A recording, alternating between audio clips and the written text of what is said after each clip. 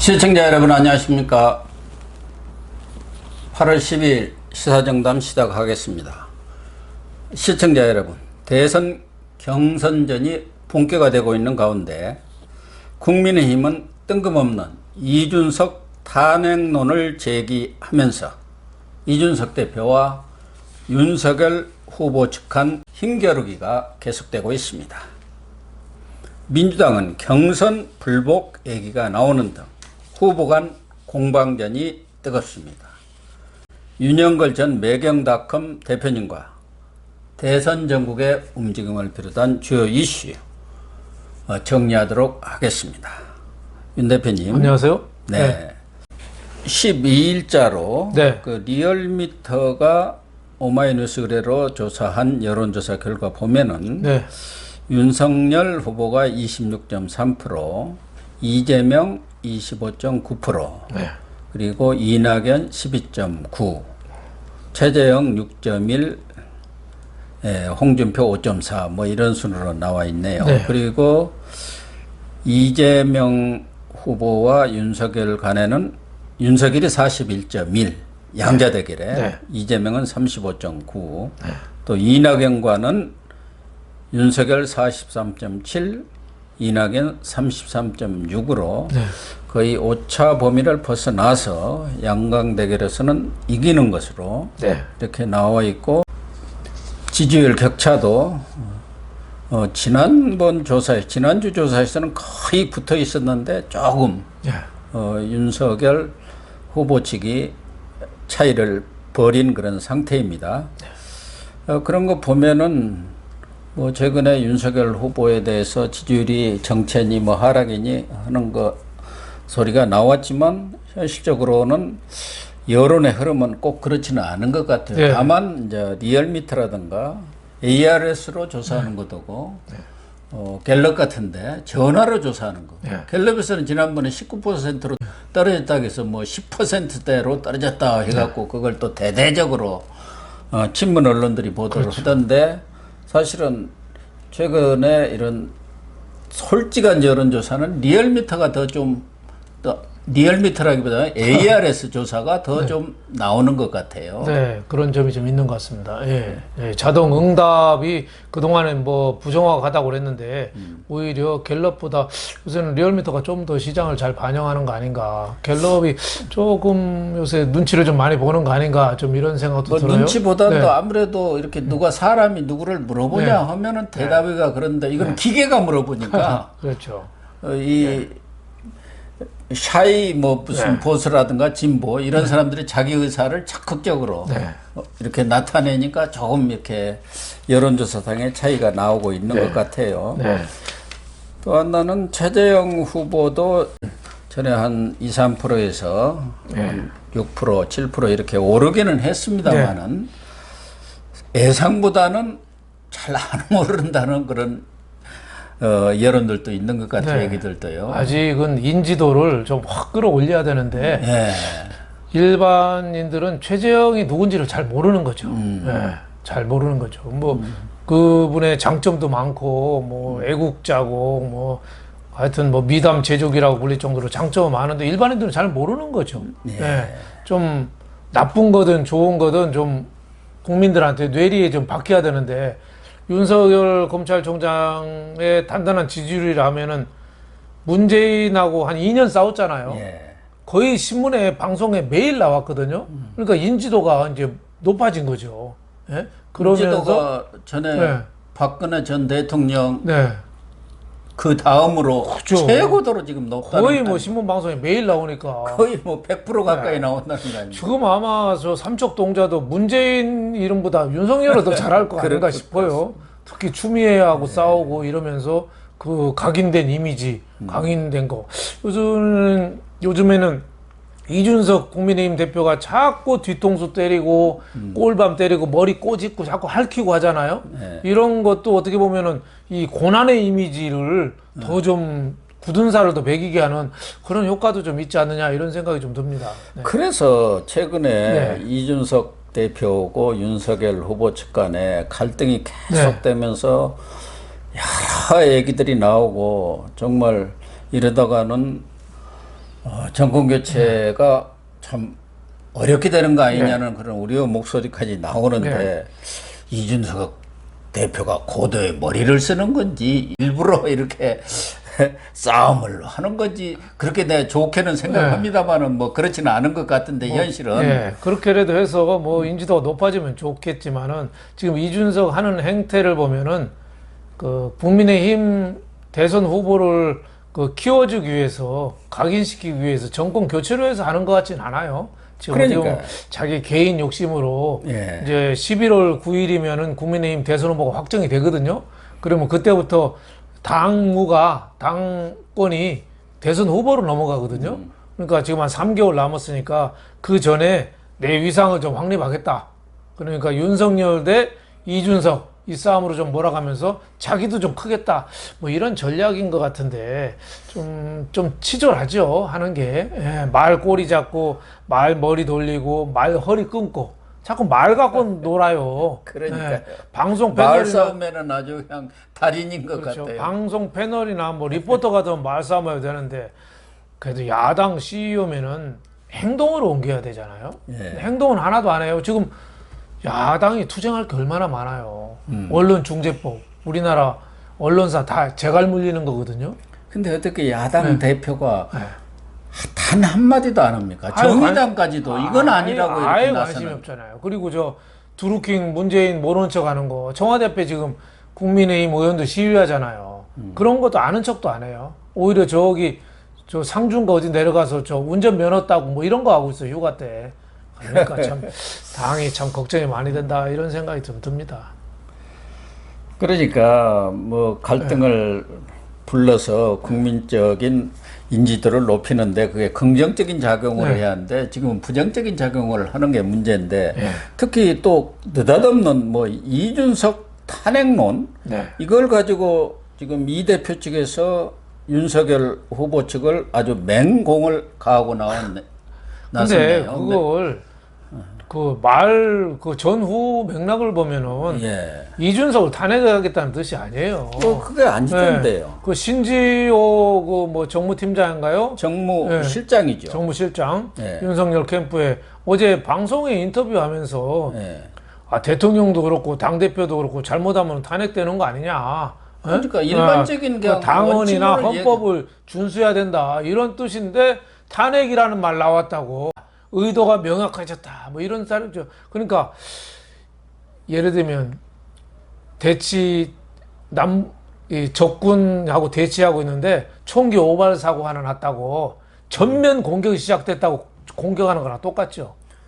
아니 그러니까 당 대표 결정이라 할지라도 아무리 대한민국 대통령이라 할지라도 헌법과 법률에 근거하지 않는 것은 탄핵이 되고 그런 것 아닌가. 그렇죠. 이렇게 지금 신지호 윤석열 캠프 종합상황실 총괄 부실장이자 정무실장이죠. 이 TV 토론에 나와서 이 얘기를 한 거 아니겠습니까? 근데 문제는 이제 이준석 대표를 바로 지칭하기보다는 지금 경선 준비위원회에서 뭐 후보자 토론이랬다 막 이런 것들을 일방적으로 추진을 하니까 당은 당규에 없는 일을 왜 하느냐. 그렇죠. 그 얘기를 한 거예요. 그렇죠. 그건 신지호 의원 말이 맞는 거예요. 맞아요. 경선준비위원회에서 그거는 선거관리위원회를 만들어서 거기서 토론회도 하고 여러 가지 행사를 준비하는 거지. 경선준비위원회는 그냥 준비만 하고 세팅만 하고 빠져야 되는 거예요. 그렇죠. 근데 경선준비위원회가 자꾸 오버하는 거에 이게 이준석 바로 꼬봉들이거든요. 뭐 서병수가 5선이나 하는데 그렇게 하겠습니까? 지금 이준석 뜻대로 하고 있어요. 서병수도 또 자기 또 스포트라이트 받으려고 그렇죠. 그러는 오버하는 거죠. 그러니까 오버하고 있어요. 당이 그 룰을 다 흐트러 놓는데 거기 뭐 김재원 전 의원이 지금 최고위원이죠. 그분 말이 맞아요. 조수진 그 의원도 얘기했잖아요.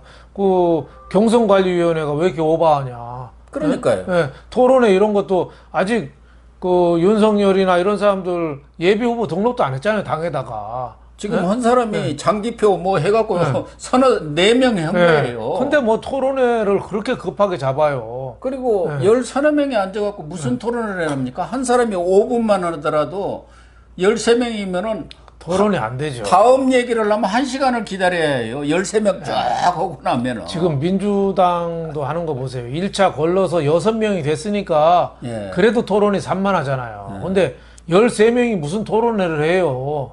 그러니까 그 말이 안 되는 아니, 얘기를 지금 하고 심지어 있습니다. 정무실장이 네.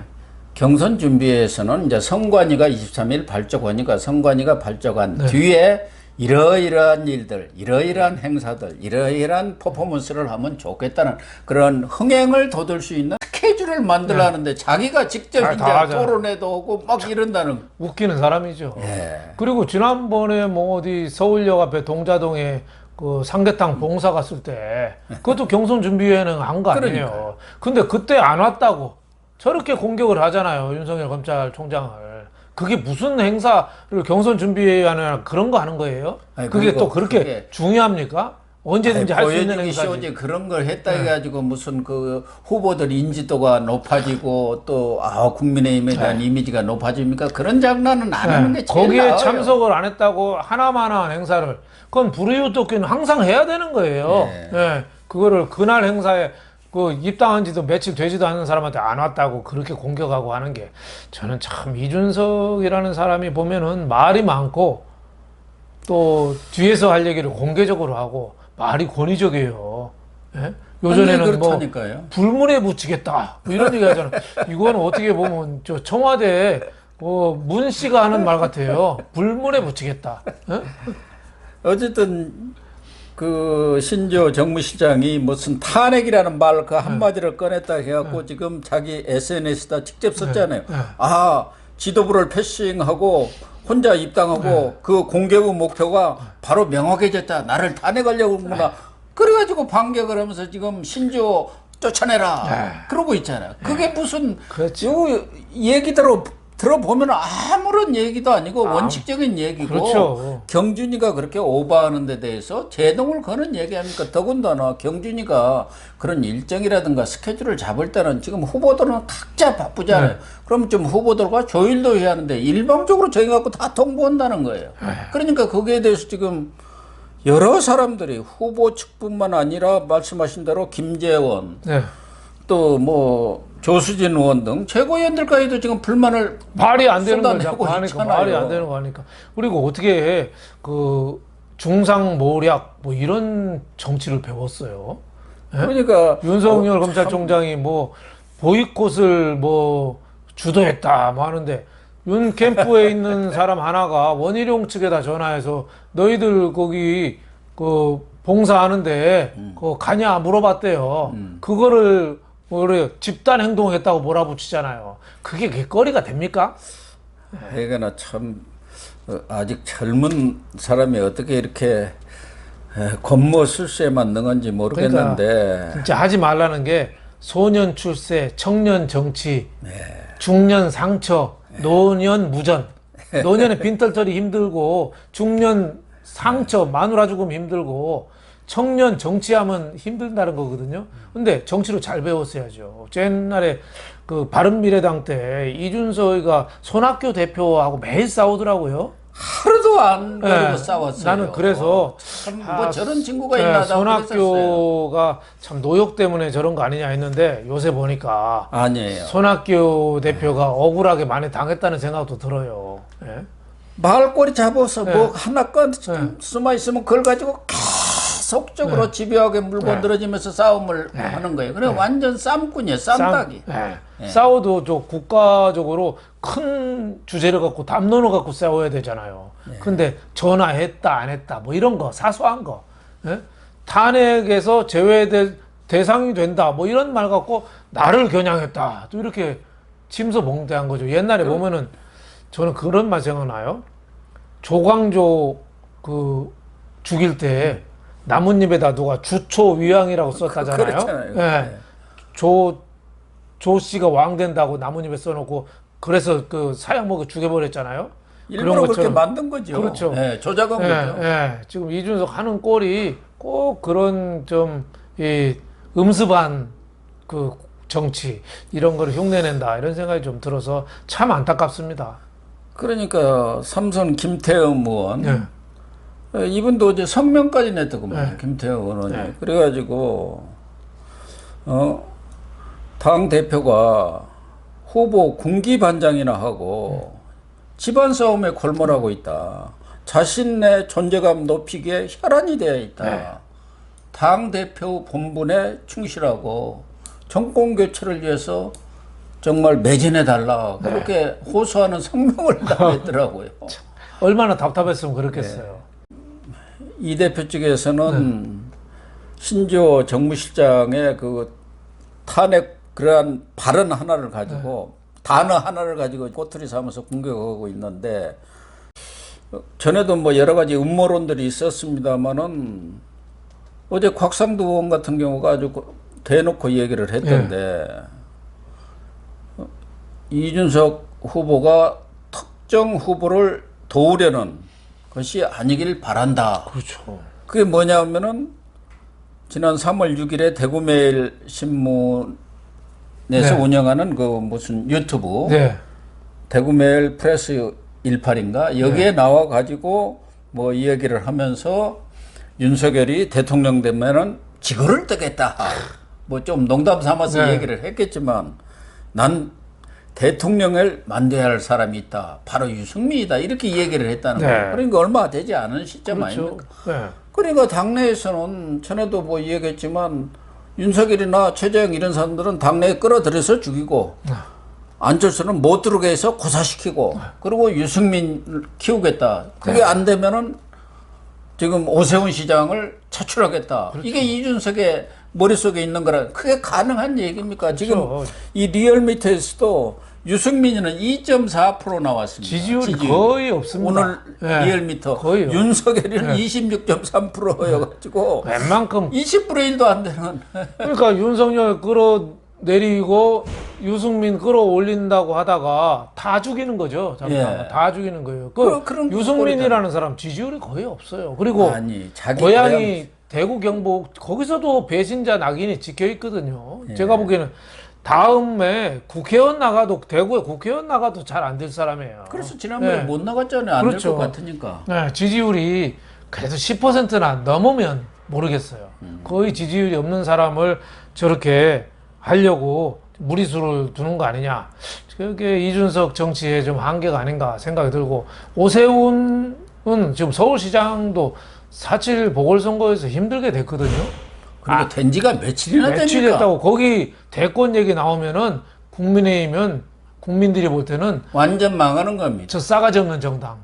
그걸로 끝나는 거예요. 서울시장 한 번 시켜줬더니 그걸 10년 전에도 때려쳤는데 무상급식으로 또 때려치우고 대권 나가? 그건 뭐 상상도 할 수 없는 이야기들을 망하려고 하고 작정을 한 거죠. 근데 그런 오세훈 대권 도전도 자꾸 흘러나와요. 슬슬 말이 흘러나오니까 그거 망하려고 작정하지 않으면 그런 얘기가 나올 수가 없죠. 뭐 이준석 대표가 또 오늘 신문에 보니까 대서특필을 했던데 당 중진들은 하이에나나 다름없다. 뭐 대세론에 치우치고 지역주의에 치우치고요. 그래가지고 안 된다. 당 체제를 전면적으로 개선해야 내년 대선에 이기지 그렇지 않아 갖고는 안 된다. 그러니까 중진들은 물러나라, 후퇴해라, 뭐 그런 얘기 같은데 아마 정진석 의원을 겨냥한 것 같아요. 이제 정진석 의원은 그래도 야당에서 평이 좋은 사람이거든요. 제일 낫죠. 아주 점잖은 사람이고 아버지가 그 정성모 내무부 장관하고 충남도지사인데 아주 충청도에서는 평판이 좋은 집안이에요. 국회의원도 한 4선 했어요. 이번에도 SNS에 아주 점잖은 말을 올렸어요. 오바마 대통령이 며칠 전에 환갑인데 그 양반의 리더십은 위에서 누르는 게 아니고 남을 떠받들어주면서 생긴 리더십이다. 그러니까 지도자는 그렇게 해야 된다. 뭐 이런 뜻인데 리더십이 시야거든요. 그렇죠. 근데 이준석이는 그걸 자기 겨냥했다고 발끈해가지고 거기다가 중진들이 하이에나다. 하이에나가 그게 무슨 뜻이냐면 왜 애니메이션 디즈니랜드 거기에 라이온 킹에 하이에나가 그 라이온 킹을 그 음모로 죽여버리잖아요. 그러니까 음험한 세력을 대변하는 건데 그래도 보수 정당 대표가 중진들을 하이에나라고 표현해서 되겠습니까? 지금 정진석 의원이 국민의힘에서는 최다선 아닙니까? 그리고 여러 면에서 자기가 정의원한테 그렇게 하면 안 되죠. 싸가지 없는 거죠. 쉬운 말 싸가지 없는 거죠.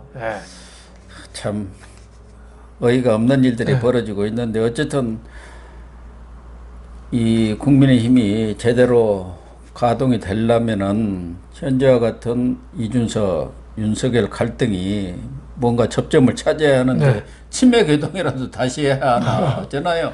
뭐 일부에서는 이미 그런 상황을 지나가 버렸다. 네. 두 사람 간에 화해가 하기가 어려운 상황까지 가 있다. 뭐 이런 얘기까지도 나오더라고요. 네, 참 윤석열 큰일이네요. 후보가 지금 화가 많이 나긴 났어요. 예. 과거에 검찰총장 때 자기 징계위 회부될 때 카톡에 프로필에다가 그런 글을 썼잖아요. Be calm and strong. 네.